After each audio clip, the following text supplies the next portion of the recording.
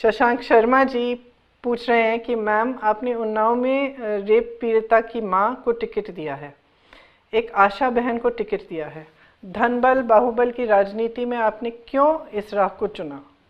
क्या आपको नहीं लगता कि दूसरी पार्टियां इन प्रत्याशियों को कमज़ोर समझ रही होंगी क्योंकि इनके पास पैसा और बाहुबल नहीं है?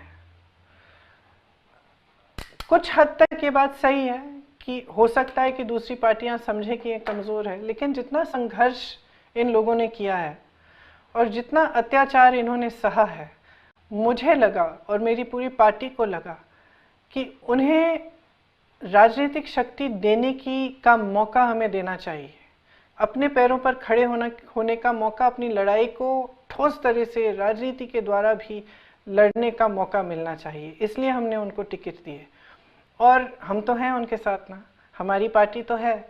तो धनबल और बाहुबल जो नेता होते हैं ज़्यादातर उनको अपनी पार्टी से मिलता है, तो हम उनकी मदद करेंगे, उनका पूरा समर्थन करेंगे, उनके प्रचार में हम लगेंगे, ठोस तरह से जो भी उनकी ज़रूरत है हम उनको मदद करेंगे ताकि वो एक अच्छी लड़ाई लड़ पाएँ।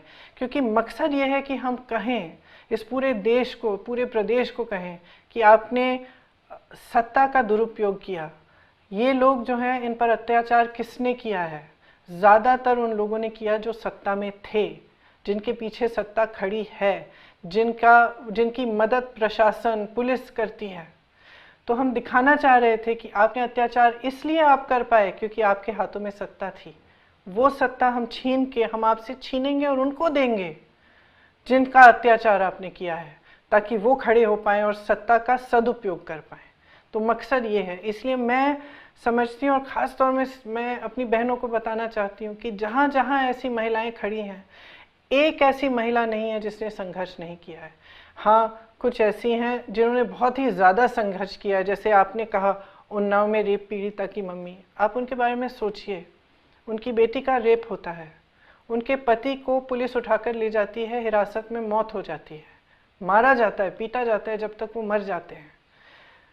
केस की हियरिंग के लिए पूरा परिवार जा रहा है गाड़ी में, एक्सीडेंट कराया जाता है, अधिवक्ता नहीं रहे उनके जो चाचा जी हैं, जो रेप पीड़िता के चाचा जी हैं, उनको भी जेल में डाला जाता है। उनकी जो चुनाव लड़ रही है रेप पीड़िता की माँ, उनकी भाभी जी, उनका देहांत होता है, उनकी भाभी जी की बेटी का देहांत होता है। 5 लोग परिवार में इसी तरह से मारे जाते हैं। जब वो मेरे पास आई, मेरे से बात की, उनकी सबसे बड़ी उनकी पीड़ा क्या थी कि मेरे घर में 5 तेरवी हैं और वो भी नहीं कर पाए, वो पूरा नहीं कर पाए, उनके ऐसा बोझ है उनके दिल पर। तो आप सोचिए कि कितना अत्याचार सहा है इन्होंने। क्या इनका हक नहीं बनता अपनी लड़ाई लड़ने का? क्या इनका हक नहीं बनता कि हम सब उनको मदद करें? इसलिए मैं अपनी बहनों को कहना चाहती हूँ, जहाँ जहाँ इस तरह की महिलाएं खड़ी हैं, उनके संघर्ष में शामिल होइए, क्योंकि ये उनका संघर्ष नहीं है, ये आपका भी संघर्ष है, हम सबका संघर्ष है।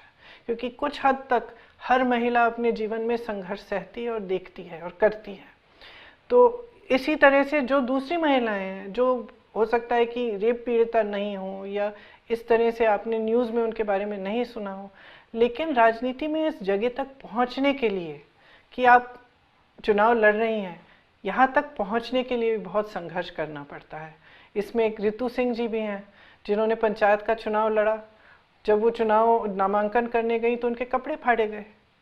वो हमारी पार्टी में नहीं थी, समाजवादी पार्टी में थी, लेकिन आज हमारी पार्टी से लड़ रही हैं क्योंकि हमारी पार्टी उनको मौका दे रही है कि आप खड़े होइए, हम आपके साथ हैं। तो मेरी बहनें, आप सब एकजुट हो जाइए, अपनी शक्ति को समझिए ताकि इस तरह के अत्याचार आप पर नहीं हो पाए।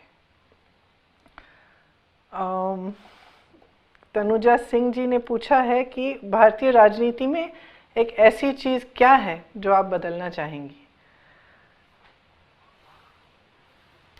अगर चुनाव में जिस तरह से अब चुनाव चल रहा है, तमाम पार्टियां प्रचार कर रही हैं, एक दिल की आशा है कि अगले चुनाव में सिर्फ सकारात्मक बातें हों। ये जो देश को बांटने की बातें हैं, समाज को बांटने की बातें हैं, ये बंद हो जाएं और एक ऐसी राजनीति हो जो आपके प्रति जवाबदेह हो, जनता के प्रति जवाबदेह हो, आपकी समस्याओं को हल करने की बात करे, विकास की बात करे। कि चुनाव में के समय जो प्रचार हो सिर्फ इसी तरह का प्रचार हो, ये एक आशा है और एक उम्मीद है।